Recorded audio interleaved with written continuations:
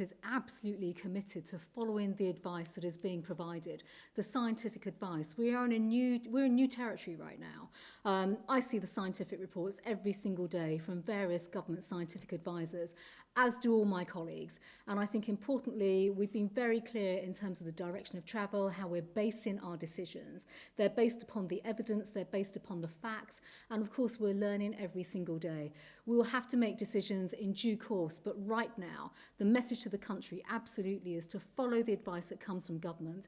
That advice is based on the scientific and medical advice, and that is effectively what I would urge everyone to do. Thank you. Can I now move on to Harry Cole from the Mail on Sunday? Good afternoon. Thank you, Home Secretary. Your already delayed immigration bill needs a rapid passage through Parliament in order to get Britain ready for the end of the transition period, supposedly at the end of this year. What is the government's plan to allow legislation and voting in Parliament to continue while this lockdown drags on? And would you personally back the ideas of putting around a virtual Parliament and remote voting in order to get your bill through? And if I may, it was reported this morning that the Prime Minister faces a lengthy spell at Chequers as he gets better. What's the message from the Cabinet and from you on when he should return to work? Well, Harry, let me start with your last question first. The message to the Prime Minister is that we want him to get better and he needs the time and space to rest, recuperate and recover. That is absolutely vital, and the whole of Cabinet would support that message. It's vital that our Prime Minister gets well, and I think that is the priority and the focus right now. You've mentioned the immigration bill, which was due to come to Parliament second reading on the 21st of April. I think it's fair to say at this stage, obviously, we are fully adhering to the science, the guidance, the guidelines that we're all putting in place right now when it comes to going to work, etc.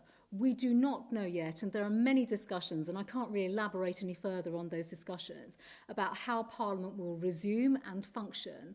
I think at this particular time, we have to focus the resources of government, all our energies, ministerial responses, cabinet responses, every single sinew of government focusing on saving lives and dealing with this awful disease, this virus, coronavirus. But I do think at some stage, we will inevitably have to think about the work of Parliament, scrutiny, and also legislation. But I think right now we are focused on absolutely making sure we save lives. Would you like to come back at all?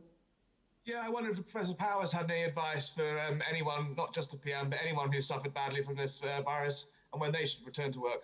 Well, of course, I too am delighted that the Prime Minister is now recovering. I'm not his physician. The team of doctors and clinicians, nurses at St Thomas's, who are absolutely world class, will be looking after him. And I'm confident that they will do what all clinicians do for every patient they look after, whether it's another recovering patient from coronavirus or any other patient. They will give the appropriate advice in terms of recovery based on the clinical course of the condition that the individual patient has gone through and the personal circumstances of that individual. That's what doctors and other clinicians do day in, day out, and I'm absolutely confident that they will give the Prime Minister the correct and the appropriate advice.